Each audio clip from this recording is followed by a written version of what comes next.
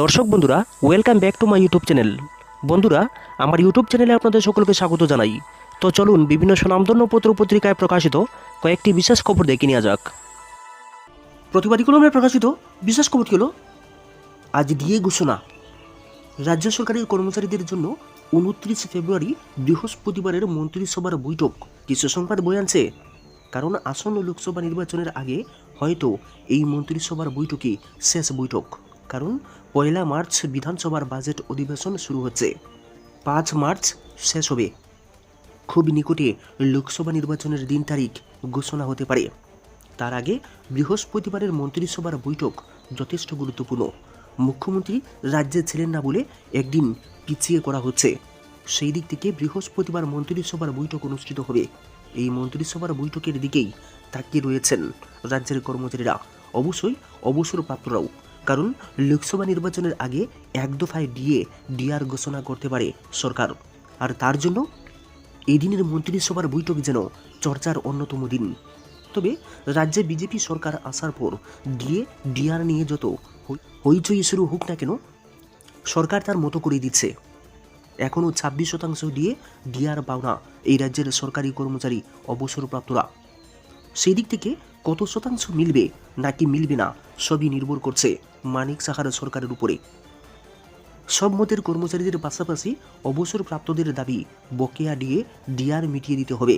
কিন্তু তা নিয়ে আন্দোলন, প্রচার, সাংবাদিক সম্মেলন, ডেপুটেশন ইত্যাদি চলছে দীর্ঘদিন ধরে। তবে সরকার লোকসভা নির্বাচনের আগে কর্মচারীদের ভোট ব্যাংক নিয়ে কী ভাবছেন সেটাই নির্ভর করছে ডিআরের উপর। তাছাড়া বকেয়া ডিআর মিটিয়ে দেওয়ার দাবি করে আসছেন জিপিএটি। সংগঠনের বিভিন্ন ইউনিট সভা চলছে, সেই সভাকে সামনে রেখে এই দাবিগুলো উত্থাপন করা হয়েছে।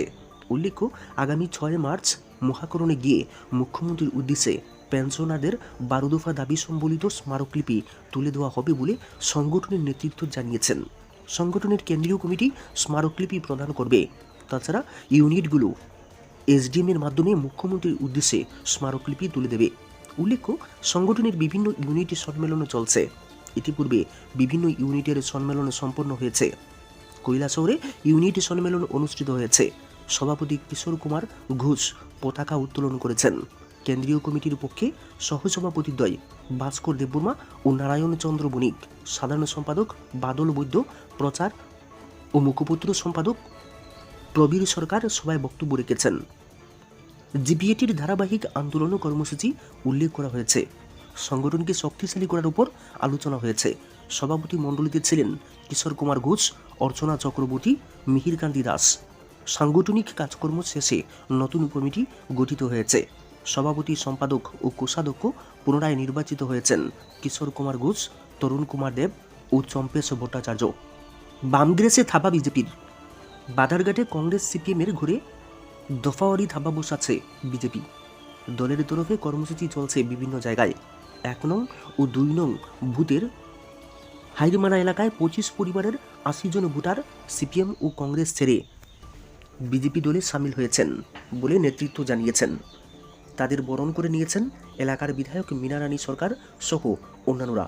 বক্তব্য রাখতে গিয়ে মীনারানী সরকার বলেছেন, কংগ্রেস এবং সিপিএমের প্রতি মানুষ আর বিশ্বাস রাখতে পারছেন না, তাই এই দল দুটো ত্যাগ করে ভোটাররা বিজেপি দলে সামিল হয়েছেন। কারণ বিজেপি মানুষের জন্য কাজ করে, বিজেপির কাজের মধ্যে কোনো রাজনৈতিক সংকীর্ণতা নেই। তিনি অভিযোগ করেছেন, বিগত সরকারের সময়ে ক্যাডারদের উন্নয়ন হয়েছে, কমরেড নেতাদের জন্য সরকারি সুযোগ সুবিধা মিলত, কিন্তু এখন সবার জন্য উন্নয়নের বার্তা দেশের প্রধানমন্ত্রী, রাজ্যের মুখ্যমন্ত্রী পৌঁছে দিয়েছেন। সেই দিক থেকে বিজেপি আমলে সকল অংশের মানুষের কল্যাণ হচ্ছে।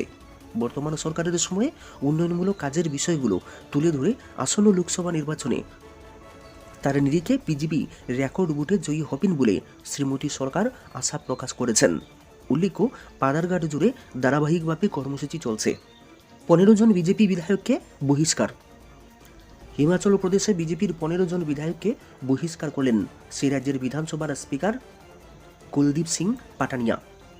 বহিষ্কৃত বিধায়কদের মধ্যে রয়েছেন প্রাক্তন মুখ্যমন্ত্রী তথা বিরোধী দলনেতা জয়রাম ঠাকুরও। বুধবার স্পিকারের কক্ষে গিয়ে স্লোগান দেওয়া এবং দুর্ব্যবহারের অভিযোগে তাদের বহিষ্কার করা হয়েছে। জয়রাম ছাড়াও বহিষ্কৃত বিজেপি বিধায়কদের মধ্যে রয়েছেন বিপিন সিংহ পরমার, রণধীর শর্মা, লোকেন্দ্র কুমার, বিনোদ কুমার, হংসরাজ, জনক রাজ, বলবীর বর্মা, ত্রিলোক জামওয়াল, সুরেন্দ্র সুরি, দীপ রাজ, পুরাণ ঠাকুর, দিলীপ ঠাকুর এবং ইন্দুর সিং গান্ধী। মঙ্গলবারের রাজ্যসভার ভোটের পরেই বিজেপি দাবি তুলে লোকসভা ভোটের আগেই সেই রাজ্যে কংগ্রেস সরকারের পতন ঘটবে। রাজ্যসভা ভোটে শাসক দলের হারের জেরে রাজ্যপাল এবার মুখ্যমন্ত্রীকে আস্থা ভোট নেওয়ার নির্দেশ দিতে পারেন বলে জল্পনা তৈরি হয়েছে। সেই আবহেই বুধবার সকালে বিধানসভায় অনাস্থা ভোটের দাবি জানিয়েছেন বিজেপি বিধায়কেরা। অভিযোগ, সেই সময় স্পিকারের ঘরে গিয়ে হট্টগোল করেছেন তারা। এরপরেই বিজেপির 15 জন বিধায়ককে বহিষ্কার করেছেন স্পিকার। হিমাচল প্রদেশে রাজ্যসভার ভোটের পরই সেই রাজ্যে রাজনৈতিক অস্থিরতা শুরু হয়েছে। মঙ্গলবার হিমাচলে রাজ্যসভা আসনের ভোটে বিজেপির প্রার্থী হর্ষ মহাজন হারিয়ে দিয়েছেন কংগ্রেসের আইনজীবী নেতা তথা প্রাক্তন রাজ্যসভা সাংসদ অভিষেক মনু সিংভিকে। 68 সদস্যের বিধানসভায় দুপক্ষই 34টি করে ভোট পাওয়ার লটারির মাধ্যমে জয় পরাজয় নির্ধারিত হয় হিমাচলে। বিজেপি এই আসন জয়ের পরই হিমাচলে সরকার টিকিয়ে রাখার চ্যালেঞ্জের মুখে পড়েছে শোকু সরকার। হিমাচল প্রদেশে কংগ্রেসের সরকার ফেলতে উদ্যোগী হয়েছে বিজেপি। তার মধ্যেই বুধবার সকালে মন্ত্রিত্ব ছেড়েছেন কংগ্রেস নেতা বিক্রমাদিত্য সিংহ। মন্ত্রিত্ব ছাড়ার আগে রাজ্যের মুখ্যমন্ত্রী সুখবিন্দর সিং সুকুর বিরুদ্ধে গুরুতর অভিযোগ তুলেছেন তিনি। বিক্রমাদিত্যের অভিযোগ, সুখবিন্দর নাকি বিধায়কদের উপেক্ষা করেন। শুধু তাই নয়, তার বাবা তথা হিমাচল প্রদেশের প্রাক্তন মুখ্যমন্ত্রী প্রয়াত বীরভদ্র সিংহকেও সুখবিন্দর অসম্মান করেছেন বলে অভিযোগ করেছেন বিক্রমাদিত্য। দেশে এখন ভিক্ষুক নেই, না খেয়েও মরেন না সুবল। বিজেপির শাসনে দেশে এখন একজন মানুষও না খেয়ে মরে না, কোথাও একজন ভিক্ষুক দেখা যায় না। বিশ্রামগঞ্জে পৃষ্ঠা প্রমুখদের সম্মেলন মঞ্চে দাঁড়িয়ে আজ ঠিক এই ভাষাতেই বক্তব্য রেখেছেন বিজেপির প্রদেশ সহসভাপতি সুবল ভৌমিক। কংগ্রেস, গ্রামীণ কংগ্রেস, বিজেপি, তৃণমূল কংগ্রেস হয়ে শেষ পর্যন্ত বিজেপিতে ফিরে এসেই সুবল ভৌমিক এখন প্রদেশ বিজেপির সহসভাপতি হয়েছেন। প্রদেশ বিজেপির পৃষ্ঠা প্রমুখ ইনচার্জও। সাবরুম সহ গোটা দক্ষিণ জেলায় পৃষ্ঠা প্রমুখদের একটা বড় অংশ যখন দলের প্রতি ক্ষোভে দুঃখে দল থেকে মুখ ফিরিয়ে নিতে শুরু করেছে, ঠিক তখনই লোকসভা ভোটের মুখে ফের পৃষ্ঠা প্রমুখদের নিয়ে বিজেপির সম্মেলন প্রক্রিয়া শুরু করেছে শাসক দল। ইতিমধ্যেই 8টি মণ্ডলে পৃষ্ঠা প্রমুখদের সম্মেলন শেষ হয়েছে। আজ বিশ্রামগঞ্জ বাজারস্থিত শচীন দেববর্মন স্মৃতি কলাক্ষেত্রে চরিলাম মণ্ডলের পৃষ্ঠা প্রমুখদের সম্মেলন ডাকা হয়েছে। সুবল ভৌমিক দাবি করেছেন 880 জন পৃষ্ঠা প্রমুখ আজ সম্মেলনে সামিল হয়েছেন। পৃষ্ঠা প্রমুখদের সাথে সম্মেলনে আজ মণ্ডল কমিটির নেতৃত্বরাও উপস্থিত ছিলেন। এই সম্মেলন মঞ্চে দাঁড়িয়েই প্রদেশ বিজেপির সহসভাপতি সুবল ভৌমিক বলেছেন, পৃষ্ঠা প্রমুখরা হলো দলের সম্পদ, পৃষ্ঠা প্রমুখরা দেবতুল্য। 2016 সাল থেকে পৃষ্ঠা প্রমুখরা নীরবে কাজ করে বিজেপি দলের ভিত মজবুত করেছেন, যার ফলে 2018 সালে কমিউনিস্ট সরকারের পতন ঘটিয়ে রাজ্যে নতুন সরকার প্রতিষ্ঠিত করেছে। নতুন সরকার গঠনের ক্ষেত্রে পৃষ্ঠা প্রমুখদের অবদান ছিল অপরিসীম। সম্মেলনে আলোচনা করতে গিয়ে প্রদেশ বিজেপি পৃষ্ঠা প্রমুখ ইনচার্জ সুবল ভৌমিক আরও বলেছেন, এখন পর্যন্ত রাজ্যের 10টি সাংগঠনিক জেলার সম্মেলন হয়েছে এবং 8টি মণ্ডলের বৈঠক হয়েছে। সবগুলো বৈঠকের মূল লক্ষ্যই হলো পৃষ্ঠা প্রমুখদের সাংগঠনিক দক্ষতাকে আরও বৃদ্ধি করে ধারাবাহিকভাবে রাজ্য সরকার এবং কেন্দ্রীয় সরকারের জনকল্যাণমূলক প্রকল্পগুলোকে অন্তিম ব্যক্তি পর্যন্ত পৌঁছে দেওয়া। সরকার এবং সংগঠনের মধ্যে সমন্বয় যাতে আরও বৃদ্ধি পায়, তার জন্যই দেবতুল্য পৃষ্ঠা প্রমুখদের নিয়ে আজকের এই সম্মেলনের আয়োজন বলে জানিয়েছেন তিনি।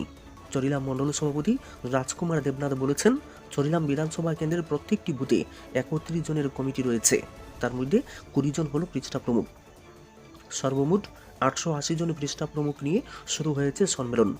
নেতৃত্বরা পৃষ্ঠা প্রমুখ সম্মেলনে লোকসভা নির্বাচনের নীতি নির্দেশিকা নিয়েও পৃষ্ঠা প্রমুখদের পাঠদান করেছেন সুবল ভৌমিক। তবে বিজেপি প্রদেশ সহসভাপতি সুবল ভৌমিক পৃষ্ঠা প্রমুখদের দলের সম্পদ বলে দাবি করলেও বাস্তব কিন্তু বড়ই কঠোর।